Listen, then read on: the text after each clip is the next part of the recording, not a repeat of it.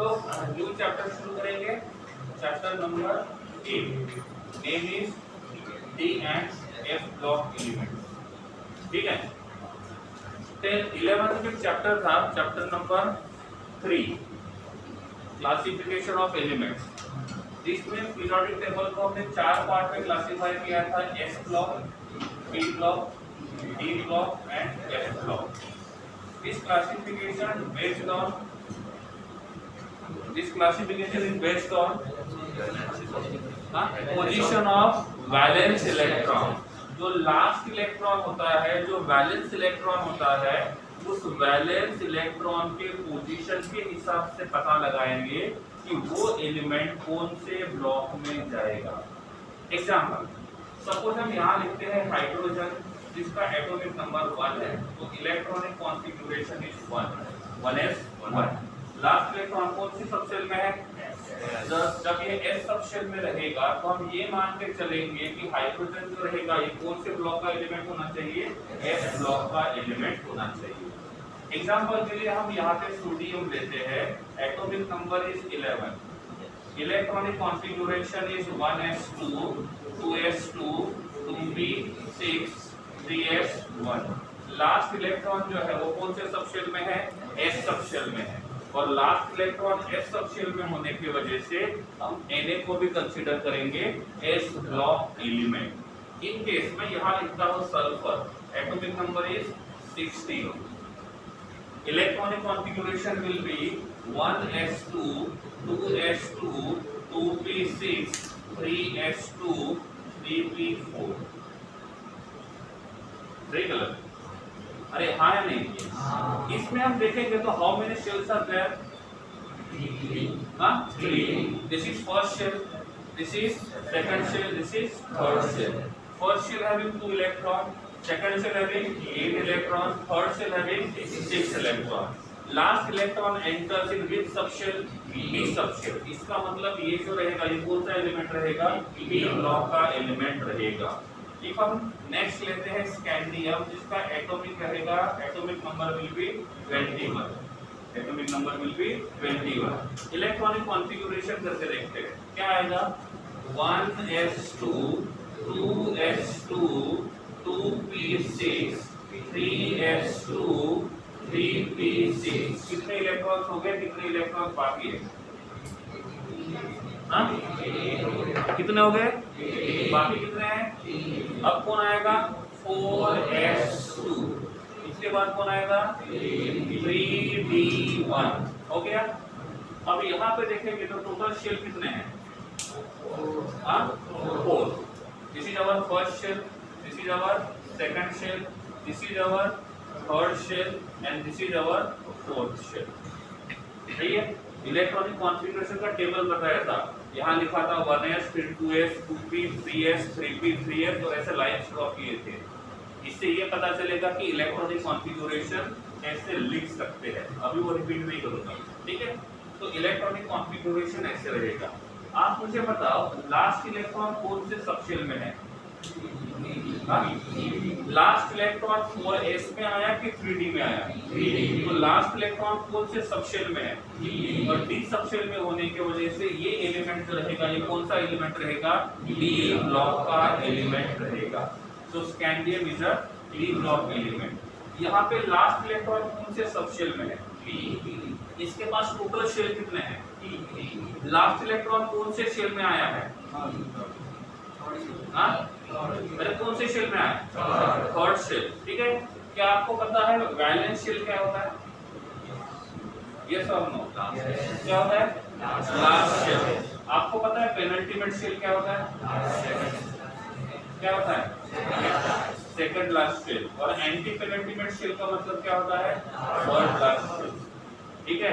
पेनल्टीमेंट shell, anti penultimate shell, valence shell. सबसे last वाला रहेगा उसको बोलेंगे वैलेंस, उसके पहले रहेगा उसको बोलेंगे, और उससे पहले रहेगा उसको बोलेंगे। अब सोडियम की बात करेंगे तो तुझे बताओ सोडियम के पास वैलेंस शेल में कितने इलेक्ट्रॉन है? पेनल्टीमेंट शेल में कितने हैं? एंटी पेनल्टीमेंट में 2। सल्फर के पास देखेंगे वैलेंस शेल में कितने इलेक्ट्रॉन है? अरे वैलेंस शेल में कितने इलेक्ट्रॉन है? अरे ये वैलेंस शेल है ना, 3s और 3p दोनों के दोनों कहाँ पे आएंगे? वैलेंस शेल में आएंगे। तो वैलेंस शेल में कितने इलेक्ट्रॉन?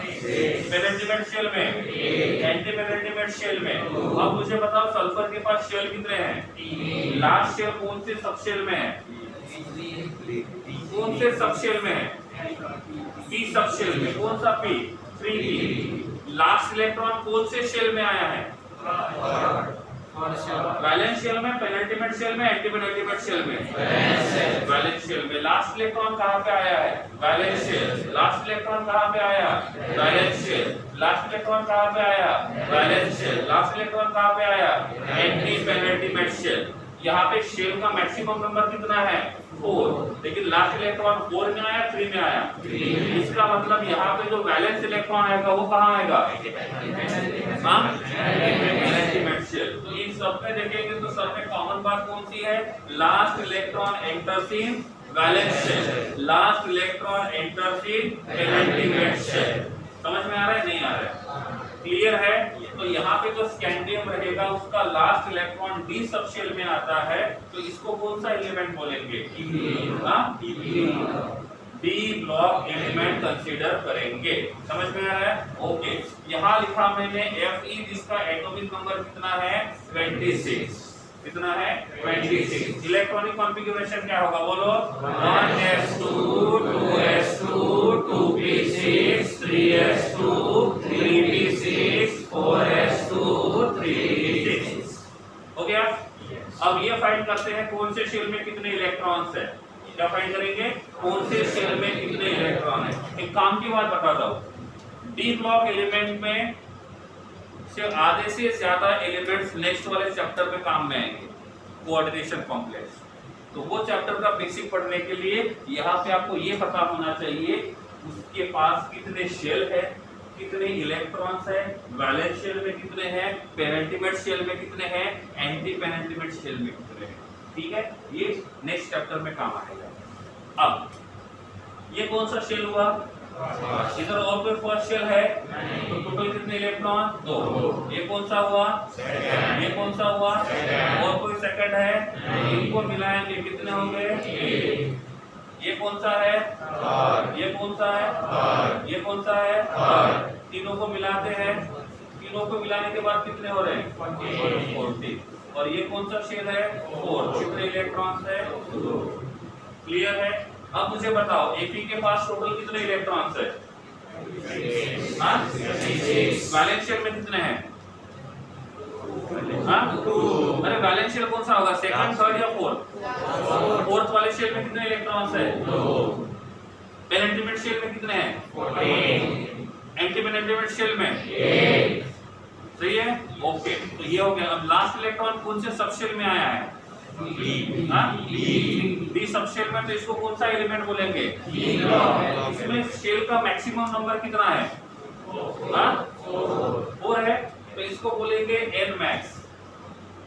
इसको बोलेंगे n max। कितना है? 4। यहाँ पे n max कितना है? 4। यहाँ पे n max कितना है? 3। मतलब मैक्सिमम n का वैल्यू। यहाँ पे n max कितना है? 3। यहाँ पे n max कितना है? 1। समझ में आ रहा है? और ये n max जो होता है वो पीरियड नंबर बताता है। n max जो रहेगा वो क्या करेगा? पीरियड नंबर बताएगा। n max कितना है? इसका मतलब पीरियड नंबर कितना रहेगा? 4। n max कितना है? पीरियड नंबर कितना रहेगा? 4। n max कितना है? पीरियड नंबर कितना रहेगा? 3। n max कितना है? पीरियड नंबर कितना रहेगा? 3। n max कितना है? पीरियड नंबर कितना रहेगा? 1। तो आप यहाँ से पीरियड नंबर भी फाइंड कर सकते हो, यहाँ से आप लोग ग्रुप नंबर भी फाइंड कर सकते हो। ठीक है? ग्रुप नंबर कैसे फाइंड करते हैं ये 11th में पढ़ाया था, वो फिर से रिपीट नहीं करवाऊंगा। समझ में आ रहा है? तो ये रहेगा x block element, S block element, P block element, D block element, D block element. तो एलिमेंट कौन से ब्लॉक का रहेगा ये पता कर सकते हैं उसके इलेक्ट्रॉनिक कॉन्फ़िगरेशन से। वो उसका nmax भी फाइंड कर सकते हैं यहाँ से। और जब nmax मिलेगा तो पीरियड नंबर भी मिल जाएगा। देख लो एक बार, शुरू है ना? देखना है, कुछ भी नहीं समझा है तो पूछना है।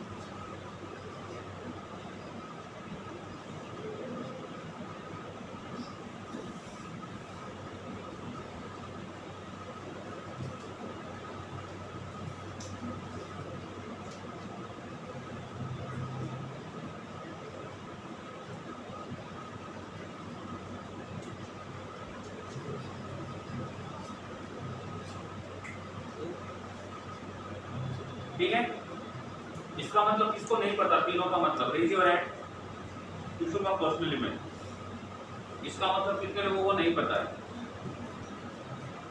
हैंड स्ट्रेट लिखो, बैलेंस शेल का मतलब, बाकी भी लिखो, बैलेंस शेल मतलब last shell, valence shell last shell, penultimate shell second last shell, anti penultimate shell third last shell.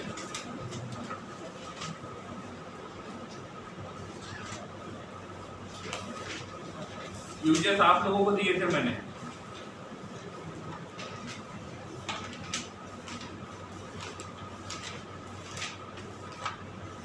कल 15 16 हो गया, 17 और 18 रीड कर देना है, बीच में एक दिन डाउट सॉल्व करेंगे, साथ में रिवीजन आप लोगों की साइड से।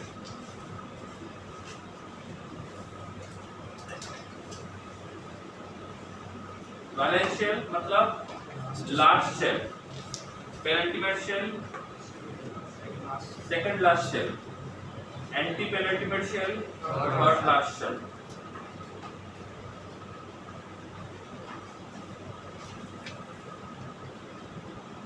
उसके बाद देखो D block element, D block element क्या होगा डेफिनेशन, क्या होगा डेफिनेशन, क्या होगा पूरा, the elements in which last electron enters in d subshell, the elements in which last electron enters in d subshell is called as d block element. The elements in which last electron enters in d subshell is called as d block element.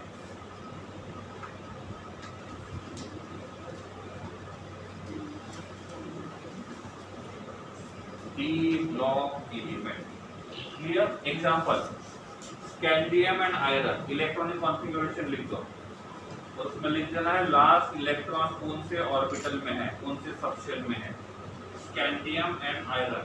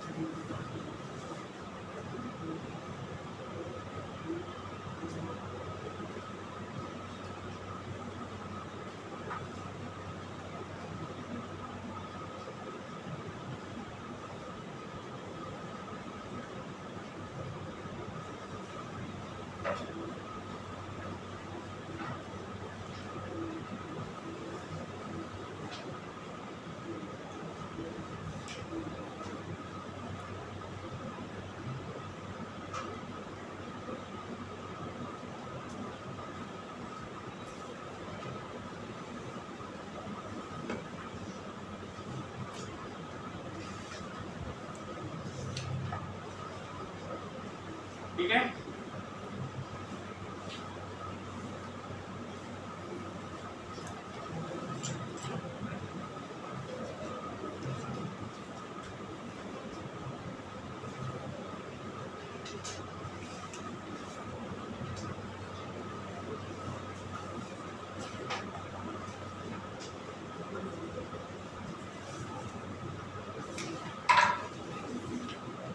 इसको close रखो, उधर से काम नहीं। Okay, I'm writing here two terms. One is called as D block element.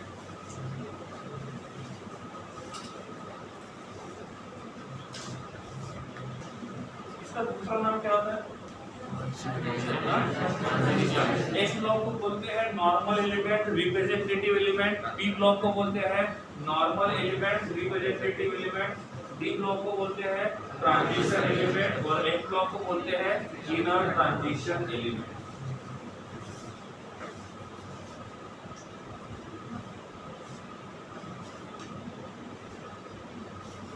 ठीक है, do you know the meaning of D block element? क्या होता है? अरे डी ब्लॉक एलिमेंट का मतलब क्या होता है? The elements in which last electron enters in D subshell. क्या रहेगा? D subshell. ठीक है। ट्रांजिशन का मतलब क्या होता है पहले वो देखते हैं। इफ हम टेबल को देखेंगे तो यहाँ होता है एस ब्लॉक, यहाँ होता है पी ब्लॉक, यहाँ पे होता है डी ब्लॉक और यहाँ होता है एफ ब्लॉक। रियल में ऐसा नहीं होता है। रियल में होता है यहाँ पे कौन सा block? S.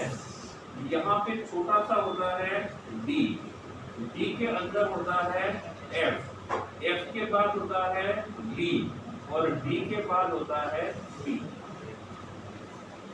This is the actual arrangement of table. दिखाया था मैंने 11th में आपको शायद। तो एस और पी के बीच में कौन है? डी। तो एस और पी के बीच में डी होने की वजह से डी ब्लॉक को बोला जाता था ट्रांजिशन एलिमेंट।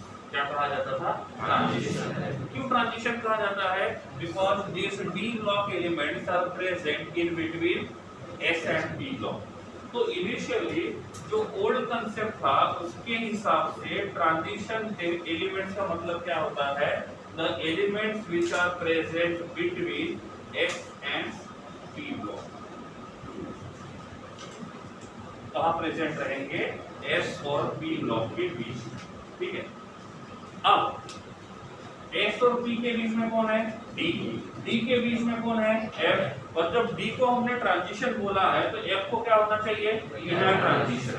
और इसीलिए एफ ब्लॉक एलिमेंट को हम कहते हैं इनर ट्रांजिशन। ये वाला जो डेफिनेशन है ट्रांजिशन सीरीज एलिमेंट का क्या है? These elements are present in between S and P block elements and that's why it is called as transition element। ये ओल्ड कंसेप्ट के हिसाब से है। न्यू कंसेप्ट के हिसाब से डेफिनेशन थोड़ा सा अलग है। न्यू कंसेप्ट, पहला न्यू कंसेप्ट ये कहता है द एलिमेंट्स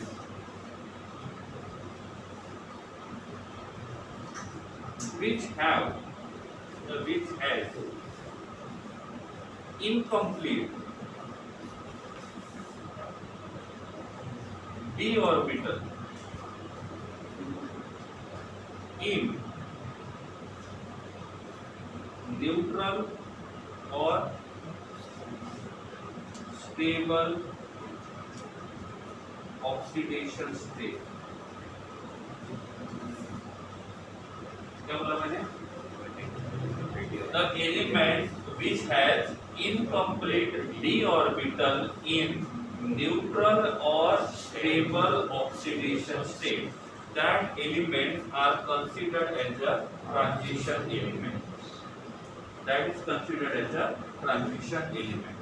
ये डेफिनेशन समझना इसलिए है क्योंकि इसके ऊपर एक क्वेश्चन ऐसा बनता है जिसका आंसर 90% गलत देते हैं।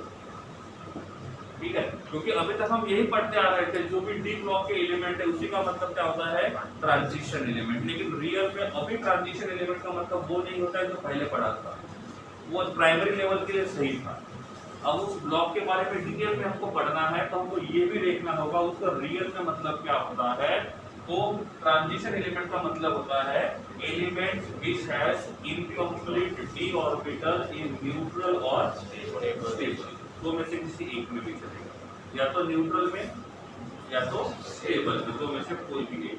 एग्जांपल के लिए मैं यहाँ लेता हूँ स्कैंडियम, यहाँ लेता हूँ स्कैंडियम, एटॉमिक नंबर 21। तो इलेक्ट्रॉनिक कॉन्फ़िगरेशन जो रहेगा वो रहेगा 4s2 3d1। क्या रहेगा? 4s2 3d1। अब देखेंगे तो इसके पास जो d ऑर्बिटल है उसके पास कितने इलेक्ट्रॉन्स हैं? 1। और d ऑर्बिटल जो होते हैं वो कितने बॉक्स होते हैं? 5। कितने होते हैं? 5। 1 2 3 4, ये 5 बॉक्स। सही है। अब ये d1 है और जब d1 रहेगा, यहाँ लिखता हूँ d1, तो d के पास कितना इलेक्ट्रॉन है? 1। क्या d जो है वो इनकम्प्लीट है? यस। हाँ, d इनकम्प्लीट है। देखो दो तरीके से होता है। डी का कैपेसिटी कितना होता है 10 और उसके पास 10 इलेक्ट्रॉन है, तो इसको बोलते हैं कंप्लीट। क्या बोलेंगे? कंप्लीट। इफ डी के पास इलेक्ट्रॉन 0 है तो इसको क्या बोलेंगे? एम्प्टी। क्या बोलेंगे? एम्प्टी। और डी के पास इलेक्ट्रॉन 1 से लेकर 9 है तो इसको क्या बोलेंगे? इनकम्प्लीट। क्या बोलेंगे? इनकम्प्लीट। समझ में आ रहा है कंप्लीट और इनकम्प्लीट का मतलब? ठीक है। इफ डी के पास 10 इलेक्ट्रॉन्स है, मतलब वो डी 10 है, तो उसको कहा जाता है फुलफिल्ड। क्या कहा जाता है? फुलफिल्ड। और इफ डी के पास 5 इलेक्ट्रॉन है तो इसको कहा जाएगा हाफ फिल्ड। क्या कहा जाएगा? Half filled. तो एक होता है फुलफिल्ड, दूसरा होता है हाफ फिल्ड, तीसरा होता है एम्प्टी, फिर होता है कंप्लीट, फिर होता है इनकम्प्लीट। समझ में आ गया? तो डेफिनेशन में कौन सा वर्ड यूज किया हुआ है? Incomplete D orbital. तो इसके पास जो डी ऑर्बिटल है दैट इज कंप्लीट और इनकम्प्लीट, और इसके पास डी ऑर्बिटल इनकम्प्लीट है, तो क्या मैं इसको ट्रांजिशन एलिमेंट बोलूं? पहली बात, क्या मैं इसको डी ब्लॉक एलिमेंट बोलूं? यस। तो डी ब्लॉक एलिमेंट बोल सकते हैं। क्या मैं इसको ट्रांजिशन एलिमेंट बोल सकता हूँ? यस और नो? तो मैं इसको बोल सकता हूँ ट्रांजिशन एलिमेंट। तो डी ब्लॉक एलिमेंट भी रहेगा, ट्रांजिशन एलिमेंट भी रहेगा। ओके। अब आता हूँ सेकंड एग्जांपल की तरफ, और यहां लेता हूं मैं कॉपर। कौन सा लेता हूं? कॉपर। ठीक है। कॉपर का एटॉमिक नंबर आता है 29। तो इसका इलेक्ट्रॉनिक कॉन्फ़िगरेशन रहेगा 4s2 3d9। 4s2 3d9। समझ में आ रहा है? लेकिन एक्स्ट्रा स्टेबिलिटी रूल बताया था मैंने, उसके हिसाब से इसका इलेक्ट्रॉनिक कॉन्फ़िगरेशन हो जाता है 4s1 3d10। तो अब इसके पास जो डी ऑर्बिटल है वो कंप्लीट है कि इनकम्प्लीट है? कंप्लीट। और जब इसके पास डी ऑर्बिटल कंप्लीट रहेगा तो इसको हम ट्रांजिशन बोल सकते हैं। ये न्यूट्रल में है या ऑक्सीडेशन नंबर में है? अरे न्यूट्रल में या ऑक्सीडेशन नंबर में? न्यूट्रल में। ठीक है। तो कॉपर का ऑक्सीडेशन नंबर जब 0 रहेगा तो उसके पास जो डी ऑर्बिटल है वो कंप्लीट है कि इनकम्प्लीट है? तो इस डेफिनेशन के हिसाब से वो डी ब्लॉक का एलिमेंट तो बनेगा, लेकिन क्या नहीं बनेगा? ट्रांजिशन एलिमेंट नहीं बनेगा। तो इस एग्जाम में ये पूछा जाता है कॉपर को ट्रांजिशन एलिमेंट कहेंगे कि नहीं कहेंगे? डेफिनेशन क्या कहता है? Element which has incomplete D orbital in neutral और स्टेबल ऑक्सीडेशन स्टेट। कोई भी एक ऑक्सीडेशन स्टेट। तो कॉपर जो होता है वो 0 में होता है, कॉपर +1 होता है और कॉपर +2। कॉपर 3 तरीके के ऑक्सीडेशन नंबर शो करता है, 0, +1 और +2। ठीक है। अब देखेंगे तो कॉपर +1 का इलेक्ट्रॉनिक कॉन्फ़िगरेशन क्या होगा? 4s1 3d। Okay good. अब यहाँ पे मेरे पास न्यूक्लियस है, ये फर्स्ट शेल है, ये सेकंड शेल है, ये थर्ड शेल है, ये फोर्थ शेल है। सही है? नंबर देता हूं मैं 1 2 3 4। बैलेंस शेल कौन सा है? तो इलेक्ट्रॉन रिमूव कहां से करेंगे? वैलेंस शेल से। और वैलेंस शेल के इलेक्ट्रॉन खत्म हो जाएंगे तो थर्ड में से, थर्ड के इलेक्ट्रॉन खत्म हो गए तो, और सेकंड के खत्म हो गए तो, फर्स्ट के खत्म हो गए तो, इलेक्ट्रॉन के खत्म हो गए तो निकालने की जरूरत नहीं है। अब मुझे बताओ ये 3D वाला जो रहेगा वो 3 में रहेगा 4 में रहेगा? अरे नंबर क्या है? 3 है 4 है? सिंपल सी बात है, 3 है तो थर्ड शेल में ही रहेगा, तो यहाँ होगा 3d1। सॉरी, इसके हिसाब से जाएंगे तो क्या होगा? 3d10। ये कौन सा शेल है? तो ये कहां पे रहेगा? 4s1। कहां पे रहेगा? 4s1।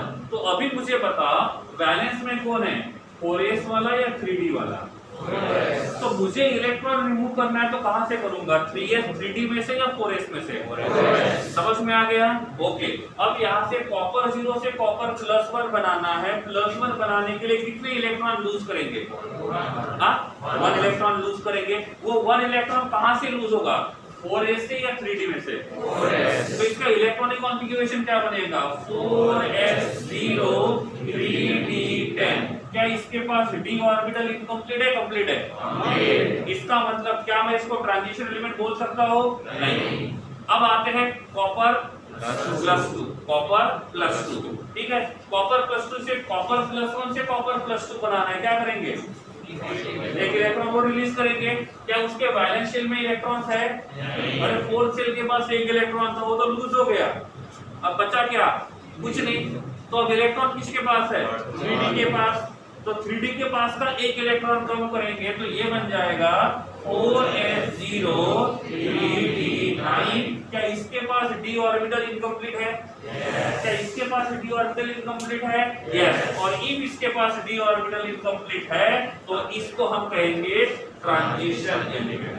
या तो न्यूट्रल में या तो किसी भी एक स्टेबल स्टेट में।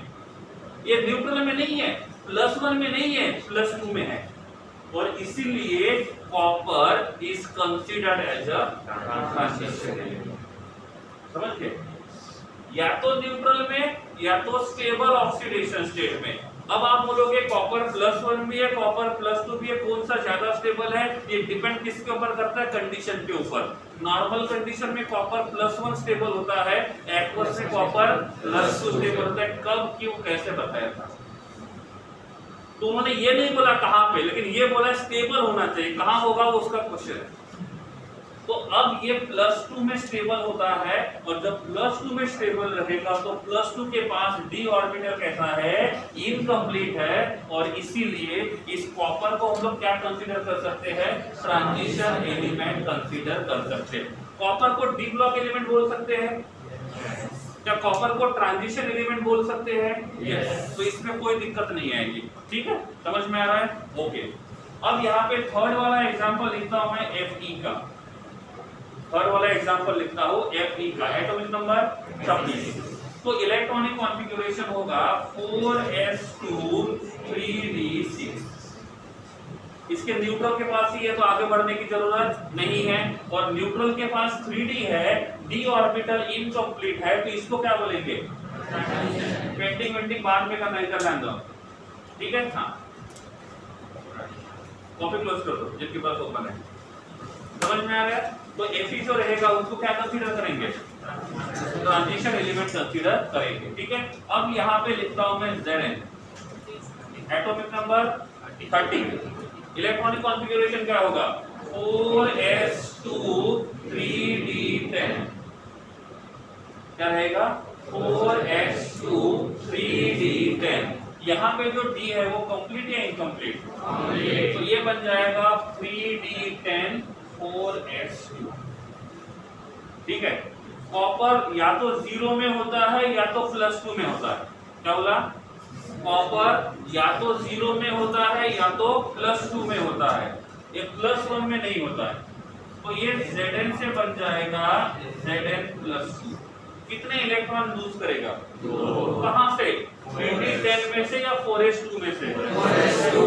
तो इसका अभी का इलेक्ट्रॉनिक कॉन्फ़िगरेशन क्या बनेगा? 4s0 3d10। क्या पहले वो डी ब्लॉक एलिमेंट था? यस। क्या अभी भी डी ब्लॉक एलिमेंट है? यस। क्या पहले उसके पास डी ऑर्बिटल इनकम्प्लीट था? नहीं। क्या अभी उसके पास डी ऑर्बिटल इनकम्प्लीट है? नहीं। इसका मतलब उसके पास पहले भी डी ऑर्बिटल इनकम्प्लीट नहीं था, इसके अभी भी उसके पास डी ऑर्बिटल इनकम्प्लीट नहीं है। तो ये डेफिनेशन सेटिस्फाई हो रहा है, नहीं हो रहा है? इसका मतलब जिंक जो रहेगा वो डी ब्लॉक एलिमेंट तो है, ट्रांजिशन एलिमेंट भी। समझ रहा है? अरे हाँ या नहीं? पक्का? पूछो क्वेश्चन, अभी तो पूछा था, ठीक है? तो इसका मतलब ये जो रहेंगे ये क्या नहीं है? ट्रांजिशन एलिमेंट नहीं है। तो क्या आपको डी ब्लॉक और ट्रांजिशन एलिमेंट दोनों का मतलब समझ में आ गया? डी ब्लॉक का मतलब होता है लास्ट इलेक्ट्रॉन डी सबशेल में आना चाहिए, और ट्रांजिशन का मतलब होता है डी ऑर्बिटल एम्प्टी होनी चाहिए, सॉरी इनकम्प्लीट होनी चाहिए। समझ में आ गया? जो समझा जल्दी से छाप दो।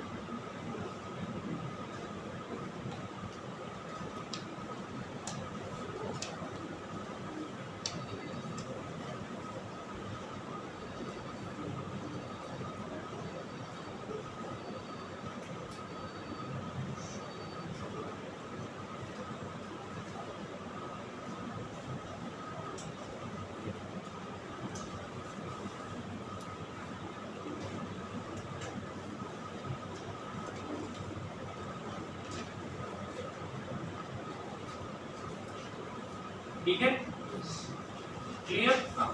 तो एक डेफिनेशन है पहला वाला, कौन सा? ट्रांजिशन एलिमेंट का मतलब क्या होता है? Incomplete D orbital. जिनके पास इनकम्प्लीट डी ऑर्बिटल है वो ट्रांजिशन, जिनके पास इनकम्प्लीट डी ऑर्बिटल नहीं है वो ट्रांजिशन एलिमेंट नहीं रहेंगे, भले वो क्या रहेंगे? डी ब्लॉक एलिमेंट्स रहेंगे। समझ में आ रहा है? अरे जल्दी लिखो।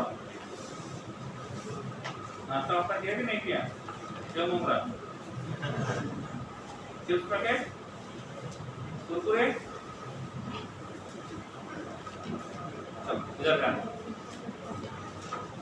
न्यू में एक और डेफिनेशन है जिसके वजह से ट्रांजिशन नाम का वर्ड आता है।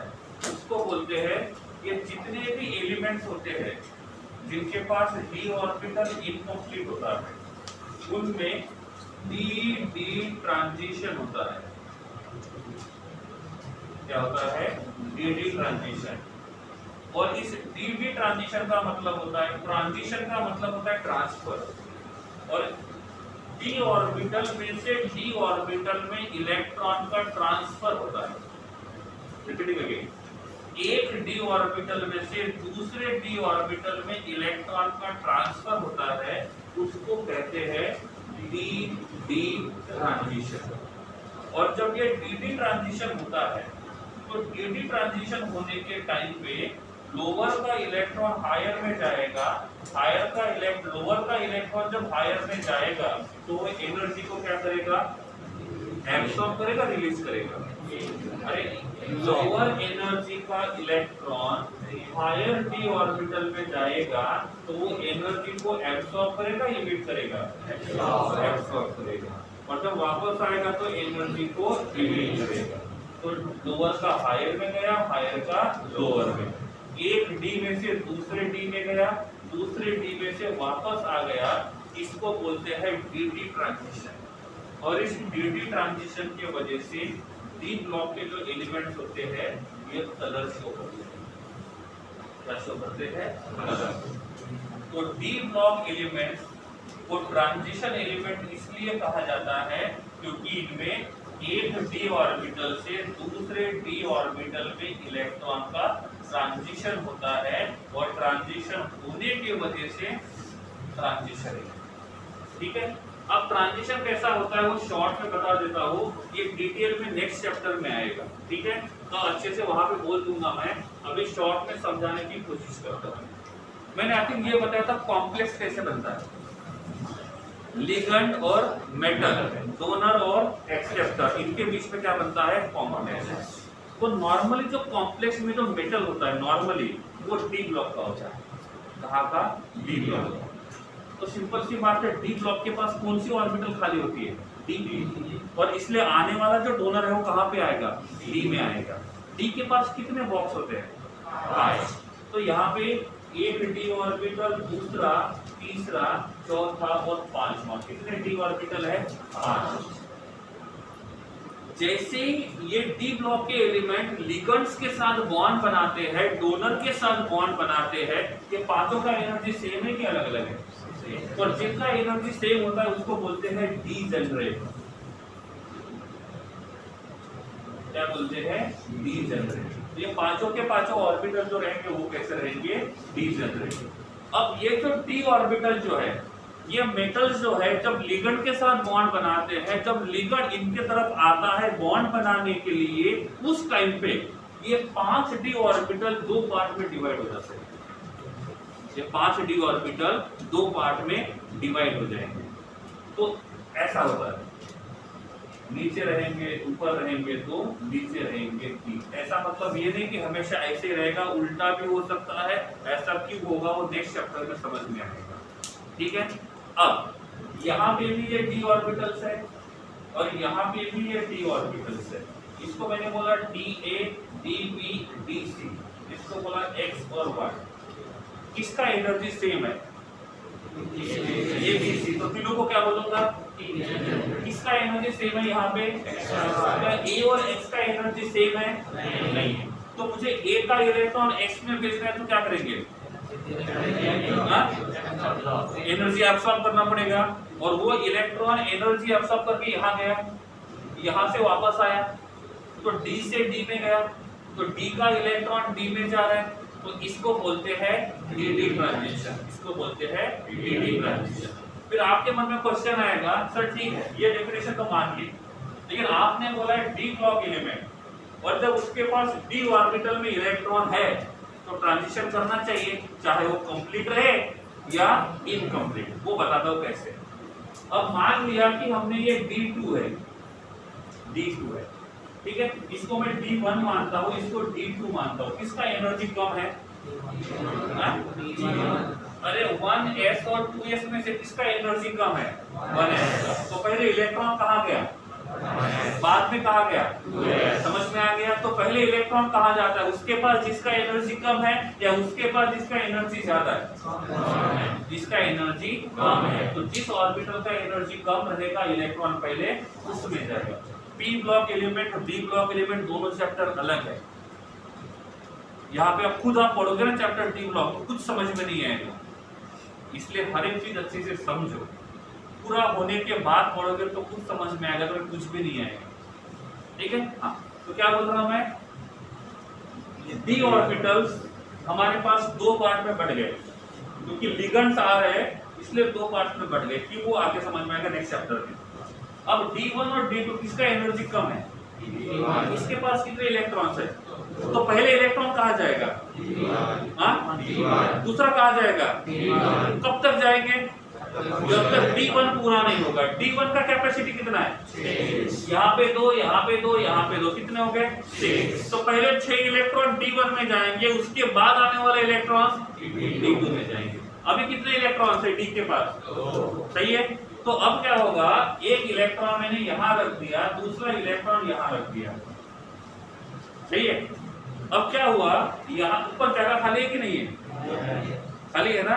तो अब ये इलेक्ट्रॉन एनर्जी एब्सॉर्ब करेगा, ऊपर जाएगा क्योंकि ऊपर जगह खाली है। फिर वहां से क्या करेगा, नीचे आएगा, डी से डी में गया, डी से डी में आ गया, क्या बोलेंगे? D transition. हो रहा है नहीं हो रहा है? अरे हो रहा है नहीं हो रहा है? इसके पास डी ऑर्बिटल में कितने इलेक्ट्रॉन्स है? कंप्लीट है, इनकम्प्लीट है, एम्प्टी है? ओके, मैंने लिखा D0। इसके पास तो इलेक्ट्रॉन्स ही नहीं, जाएगा कौन? इसका मतलब डी ब्लॉक का एलिमेंट होना तो चाहिए, क्योंकि जिसके पास डी ऑर्बिटल में इलेक्ट्रॉन नहीं है वो ट्रांजिशन नहीं करेगा। क्लियर हुआ? ओके। D1 वाला शो करेगा, D2 वाला, हाँ, D3, 1 2 3, ऊपर जगह खाली है, नीचे नहीं देखना, ऊपर देखना है। जगह खाली है, ऊपर जाएगा वापस आएगा। D4, जगह खाली है, नीचे का ऊपर जाएगा, ऊपर से नीचे आएगा। D5, जगह खाली है, नीचे से जाएगा ऊपर, ऊपर से आएगा नीचे। D6, जगह खाली है, ऊपर, नीचे से जाएगा ऊपर, ऊपर से आएगा नीचे। समझ में आ रहा है? नहीं समझा? अभी भी डाउट है कुछ? चले आगे। अब बनता है D7। इलेक्ट्रॉन कहाँ जाएगा? X में, Y में, कहीं पे भी जा सकता है, एनर्जी सेम है। जगह खाली है? अरे खाली है, ओके। तो ऊपर का, नीचे का इलेक्ट्रॉन ऊपर जाएगा, ऊपर का इलेक्ट्रॉन नीचे आएगा, क्या बोलेंगे? D transition. ये क्या है? एक इलेक्ट्रॉन यहाँ चला गया, जगह खाली है ऊपर, कैपेसिटी 2 का होता है, एक ही इलेक्ट्रॉन है, जगह खाली है, तो लोअर इलेक्ट्रॉन हायर में जाएगा, फिर वापस आएगा, क्या बोलेंगे? तो D8 वाला पॉसिबल है नहीं है? Complete, incomplete, empty. अब एक इलेक्ट्रॉन बढ़ा दिया, D9 कर दिया, कंप्लीट, इनकम्प्लीट, एम्प्टी। एक इलेक्ट्रॉन यहाँ बढ़ा दिया, ऊपर जगह खाली है नहीं है, तो क्या होगा? डी ट्रांजिशन होगा नहीं होगा? होगा। आगे एक इलेक्ट्रॉन बढ़ा देते हैं, D10 कर देते हैं, एक इलेक्ट्रॉन यहाँ भर देते हैं, ऊपर जगह खाली है, तो नीचे का इलेक्ट्रॉन कहाँ आएगा? आ ही नहीं सकता क्योंकि जगह खाली नहीं है। इसका मतलब D वाला जब कंप्लीट रहेगा तो डी ट्रांजिशन होगा? होगा नहीं होगा? और इसीलिए यहाँ पे डी ट्रांजिशन नहीं हो रहा है। जहाँ पे डी ट्रांजिशन होता है उसको बोलते हैं ट्रांजिशन एलिमेंट, और जिनके पास डी ट्रांजिशन नहीं होता उसको बोलते हैं नॉन ट्रांजिशन। नहीं होगा उसको नॉन ट्रांजिशन बोलेंगे। तो इसका मतलब जो D10 वाला रहेगा वो कैसा रहेगा? Non transition. और जिसके पास D इनकम्प्लीट रहेगा वो क्या रहेगा? तो ट्रांजिशन एलिमेंट क्यों कहते हैं, उसके दो नए डेफिनेशन है, ये पहला और ये दूसरा। क्लियर? अरे समझा? डी ट्रांजिशन समझा? अच्छी बात है, नेक्स्ट चैप्टर में हेल्प हो जाएगी। लाइट से एनर्जी एब्सॉर्ब करेगा फिर इमिट करेगा। देखो सपोज मैंने बोला कि यहाँ पे ये ब्लू कलर आपको दिखाई दे रहा है, ये ब्लू कलर, तो होगा ऐसा कि ये जिस कंपाउंड का डाई का बना हुआ है, DYE डाई, ये जिस डाई का बना हुआ है वो केमिकल कंपाउंड क्या करेगा, विजिबल रीजन के सभी कलर को एब्सॉर्ब करेगा, एक कलर को इमिट करेगा। कौन सा? ब्लू। सही है? तो वो सब सनलाइट विजिबल रीजन में होता है, तो वो विजिबल रीजन से एनर्जी एब्सॉर्ब करता है, ऊपर से नीचे जाएगा। देखो अब मैंने बोला वो इमिट किया, वो कैसे? यहाँ से इलेक्ट्रॉन यहाँ गया, एनर्जी एब्सॉर्ब किया, सही है ना? अब एनर्जी है तो उसका वेवलेंथ भी होगा, और वेवलेंथ से कलर बता सकते हैं। और ऊपर का इलेक्ट्रॉन नीचे आएगा तो एक पर्टिकुलर एनर्जी के रेडिएशन को इमिट करेगा, पर्टिकुलर वेवलेंथ के रेडिएशन को इमिट करेगा, और जिसको वो इमिट करेगा वही आपके रेटिना की तरफ आएगा, मतलब आपके रेटिना जो आएगा वही आपको दिखेगा। तो ये होता है कलर शो करने का रीजन। कौन सा? D transition. अरे कुछ समझ रहा है? कुछ देखने का काम कर रहे हो? हाँ पक्का? जो समझा है वो लिखो जल्दी। पूरा चैप्टर कंसेप्चुअल है, टेक्स्ट बुक रीड करोगे, लाइन पर जाओगे, कुछ नहीं समझेगा, कुछ नहीं, गारंटी है। इसमें जब वो हायर से लोअर जाएगा तभी कलर, हाँ हायर से लोअर जाएगा और फिर लोअर से हायर जाएगा और हायर से लोअर में वापस आएगा तो ही, क्योंकि यहाँ का जो इलेक्ट्रॉन है वो बना हुआ है लोअर एनर्जी के लिए, और जब उसको हम लोग हायर में भेजेंगे तो उसको कुछ दिन के लिए अच्छा लगेगा। सब हो, जब यहाँ से मनाली गए कुछ दिन अच्छा लगेगा, बाद में धूप ही नहीं निकल रही है, हमेशा बारिश आती है, चलो अपने घर वापस जाते हैं। सेम कंडीशन यहाँ पे उन लोगों को कुछ नहीं लगेगा क्योंकि पहले से वही है। पूरी प्रोसेस होगी तो ही कलर शो। हाँ पूरी प्रोसेस होती है तो फास्ट होता है।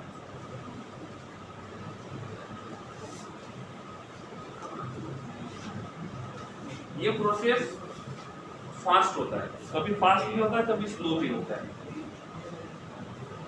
जो रेडियम होता है ना, रेडियम रात को चमकता है, लाइट जाने के ऊपर ही चमकता है। क्यों? जैसे लाइट जाएगा यहाँ का इलेक्ट्रॉन यहाँ जाएगा, तुरंत वापस आएगा, तुरंत शो करेगा कलर, तो वो चमकते इसीलिए। इसके में सिंपल, क्योंकि वही नहीं पता, आप लोगों की बात कर रहा हूँ। चलो हो गया? अरे समझा वो लिखो, ठीक है?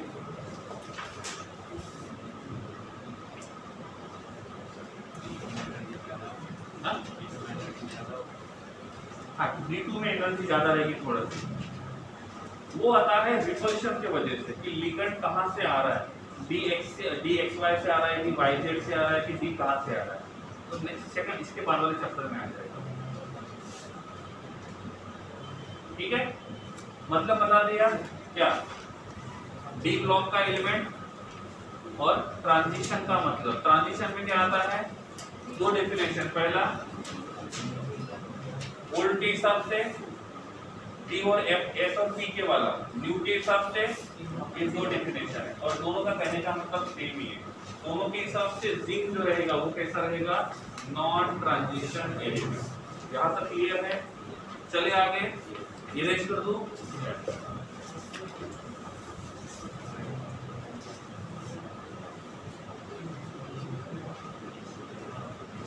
तो किसी ने आपको पूछा जिंक ट्रांजिशन एलिमेंट है कि नहीं है, तो आपका आंसर क्या होना चाहिए? ट्रांजिशन एलिमेंट नहीं होगा, ट्रांजिशन एलिमेंट नहीं होगा, ठीक है? चलो इधर ध्यान, इसको बंद कर लो,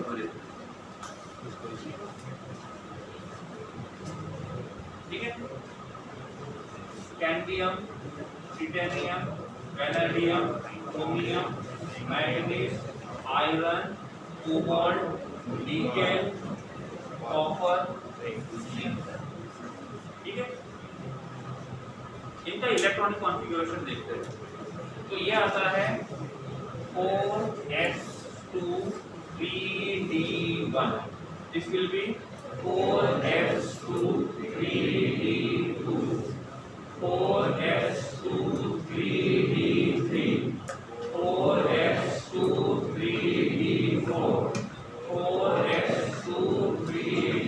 4s2 3d6 4s2 3d7 4s2 3d8 4s2 3d9 4s2 3d10। ठीक है, इनमें से एम्प्टी कोई नहीं है, हाफ फील्ड है एक, कौन?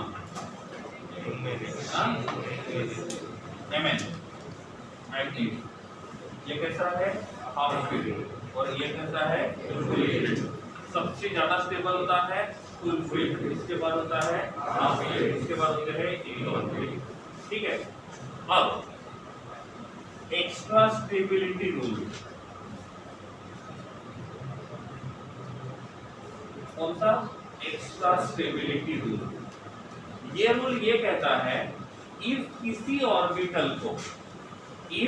ऑर्बिटल को हाफ फील्ड या फुल फील्ड होगा तो स्टेबल बढ़ेगा, स्टेबिलिटी बढ़ेगा या कम होगा? तो हाफ फील्ड नहीं है, उसको हमने एक इलेक्ट्रॉन दे दिया, उसको हाफ फील्ड बना दिया तो क्या होगा? स्टेबिलिटी बढ़ेगा।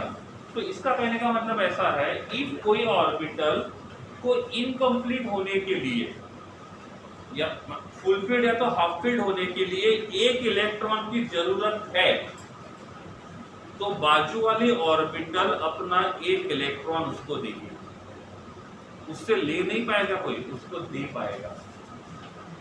रिपीट करता हूं फिर से। एक्स्ट्रा स्टेबिलिटी रूल ये कहता है इफ किसी ऑर्बिटल को हाफ फील्ड या फुल फील्ड होने के लिए एक इलेक्ट्रॉन की कमी है तो उसके बगल वाली ऑर्बिटल जिसके पास इलेक्ट्रॉन्स है वो क्या करेगा? उसको इलेक्ट्रॉन देगा। तो इससे वो क्या बनेगा? हाफ फील्ड और फुल फील्ड, मतलब उसका स्टेबिलिटी बढ़ जाएगा। लेकिन ये जो होता है वो डी और एफ में होता है, मतलब डी और एफ में इलेक्ट्रॉन ट्रांसफर कर सकते हो। कहां पे? डी और एफ में। अब आप बोलोगे सर अभी तक तो ऐसा नहीं हुआ, मतलब सपोज हमारे पास यहाँ पे कोई है 2s2 और 2p2, ये हाफ फील्ड नहीं है, तो इसको हाफ फील्ड करने के लिए हम क्या करेंगे? एक इलेक्ट्रॉन यहाँ से ट्रांसफर करेंगे, तो इलेक्ट्रॉनिक कॉन्फ़िगरेशन होना चाहिए 2s1 एंड 2p3। लेकिन ऐसा s में नहीं होता है, p में नहीं होता है, ऐसा ट्रांसफर ओनली d और f में होता है। फिर आप बोलोगे ऐसा भेदभाव क्यों? तो इसका रीजन ऐसा है, ये 1s होता है, ये 2s होता है, ये 2p होता है, लेकिन जब हायर जाते हैं तो यहाँ पे जो ऑर्बिटल है, एक ऑर्बिटल कौन सा है? 4s और दूसरा ऑर्बिटल कौन सा है? 3। ठीक है, तो इनिशियल में क्या होता है, इन दो ऑर्बिटल के बीच एनर्जी का गैप ज्यादा होता है। लेकिन जैसे जैसे हम लोग ऊपर जाते जाएंगे, मतलब एटॉमिक नंबर बढ़ाते जाएंगे बढ़ाते जाएंगे बढ़ाते जाएंगे, तो इनके बीच में एनर्जी का डिफरेंस कम होता है। और एनर्जी का डिफरेंस कम होने की वजह से वो इजीली क्या कर सकते हैं? ट्रांसफर कर सकते हैं, और इसीलिए ये डी ब्लॉक और एफ ब्लॉक एलिमेंट में ही रहता है। अब सिंपल सी बात देखो ना, आप और आपका फ्रेंड, एक बिल्डिंग यहाँ पे है, फ्लैट स्कीम में, फ्लैट स्कीम यहाँ पे, आप यहाँ रहते हो, वो वहां पर रहते हैं। आपके घर के सभी लोग बाहर चले गए, लेकिन आपको कुछ काम था, आप नहीं जा पाए, आपको बोर हो रहा है। अब दोनों फ्लैट की जो बिल्डिंग्स है वो पास पास रहेंगे, तो आप यहाँ से इजीली जाओगे, क्योंकि एनर्जी का गैप बहुत कम है ना, मतलब इतना ही गैप है, तो एक पैर डाला उधर चले गए, गैप कम है, और गैप कम होगा तो ट्रांसफर इजी होगा, डिफिकल्ट होगा। अब दो बिल्डिंग के बीच में बहुत डिस्टेंस है, एक बिल्डिंग यहाँ खत्म हो रही है, वो बिल्डिंग वहां से शुरू हो रही है, पॉसिबल है? तो आपका जो ट्रांसफर रहेगा वो इजी रहेगा, डिफिकल्ट रहेगा। सेम कंसेप्ट इलेक्ट्रॉन्स में होता है, यहाँ पे एनर्जी का डिफरेंस कम ज्यादा होता है, यहाँ पे एनर्जी का डिफरेंस कम होता है, और इसीलिए यहाँ पे इलेक्ट्रॉन का ट्रांसफर इजी होता है, क्योंकि जितना एनर्जी का गैप कम रहेगा उतना इलेक्ट्रॉन का ट्रांसफर स्मूथ होता है। और इसीलिए ये extra stability rule s orbital और p ऑर्बिटल को स्टेबिलाइज करने के काम नहीं आता है, लेकिन किसके काम आता है? d और f के काम आता है। और इसीलिए जब भी किसी d या f ऑर्बिटल को, जब भी किसी d या f ऑर्बिटल को हाफ फील्ड या तो फुल फील्ड होना है, तो वो क्या करता है, इलेक्ट्रॉन को ट्रांसफर कर देता है और इसीलिए इसका इलेक्ट्रॉनिक कॉन्फ़िगरेशन चेंज हो जाएगा। एक इलेक्ट्रॉन यहां से यहां आएगा, ये बनेगा 4s1 3d5 बन गया। तो बाकी लोगों से अलग एक इलेक्ट्रॉनिक कॉन्फ़िगरेशन है, वो कौन सा है, क्रोमियम। वही बात कहां पे आएगी, कॉपर में एक इलेक्ट्रॉन यहां जाएगा तो ये बन जाएगा 4s1 3d10। इसको कहते हैं एक्स्ट्रा स्टेबिलिटी रूल। क्या कहेंगे, एक्स्ट्रा स्टेबिलिटी रूल। अब s के पास मिनिमम कितने इलेक्ट्रॉन है, 1, ns1। मैक्सिमम कितने हैं, ns के पास 1 से 2 इलेक्ट्रॉन हो सकते हैं, कभी 1 भी हो सकता है, कभी 2 भी। d के पास मिनिमम कितने इलेक्ट्रॉन है और मैक्सिमम 10। तो यहां लिखेंगे nd 1 - 10,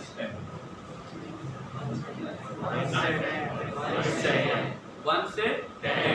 ओके, ठीक, समझ में आ रहा है। ओके, यहाँ पे क्या रहेगा, ns 1 से लेकर 2, nd 1 से लेकर 10। सही या गलत, गलत है। क्यों गलत, n-1 हाँ यहाँ पे n नहीं आएगा, n-1 आएगा, क्योंकि यहाँ पे 4 है और यहाँ पे 3 है, तो यहाँ पे आना चाहिए n-1। तो ये होना चाहिए उनका जनरल इलेक्ट्रॉनिक कॉन्फ़िगरेशन। क्या होना चाहिए, ns 1 से लेकर 2 और n-1d 1 से लेकर 10। क्लियर, ये जनरल होना चाहिए।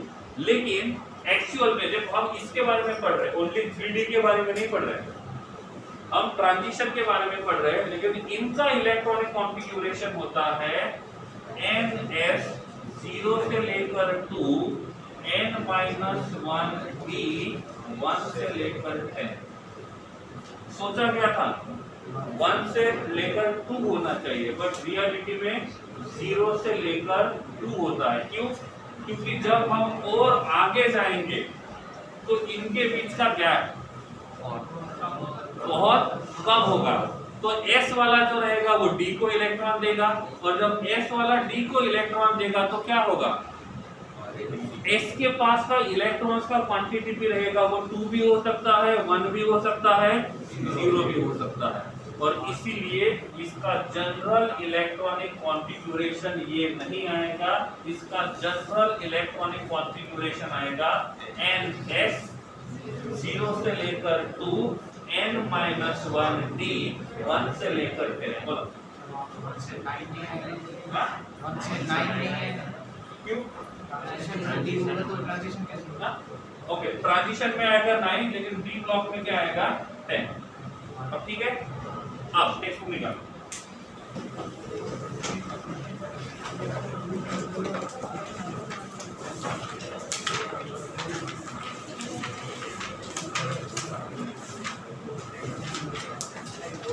टेबल 8.1, टेबल 8.1 में जो पहला कॉलम दिया हुआ है उसमें देखो s के पास कितने इलेक्ट्रॉन्स है, मैक्सिमम और मिनिमम, और इसीलिए उसके लिए जो फॉर्मूला रहेगा वो ये रहेगा, ओनली उस ब्लॉक के लिए। उसके बाद वाले बॉक्स में देखो s में मिनिमम कितने इलेक्ट्रॉन है, 0, और मैक्सिमम 2। उसके नीचे में देखो s के पास मिनिमम और मैक्सिमम 2। तो कहीं पे लिखा हुआ है 1 से लेकर 2 रहेगा, कहीं पे लिखा है 0 से लेकर 2 रहेगा, और जब सबके बारे में साथ में पढ़ेंगे तो हम इसको याद रखेंगे। समझ में आ रहा है? तो इसमें क्या होगा, ns 0 से लेकर 2 और n-1 d के पास कितने रहेंगे, 10। समझ में आ गया? तो ये रहेगा किसके बारे में, डी ब्लॉक और ट्रांजिशन। देखो नॉर्मली बोलने के टाइम पे डी ब्लॉक और ट्रांजिशन दोनों को सेम बोलते हैं, लेकिन रियल में ऐसा नहीं है। डी ब्लॉक जो रहेंगे वो अलग है और ट्रांजिशन एलिमेंट जो है वो अलग है, मतलब थोड़ा सा डिफरेंस है, एग्जैक्टली सेम नहीं है। लेकिन चैप्टर का नाम ही है P and F block element, और इसीलिए हमने D10 वाले को भी कंसीडर किया हुआ। ठीक है, थैंक यू।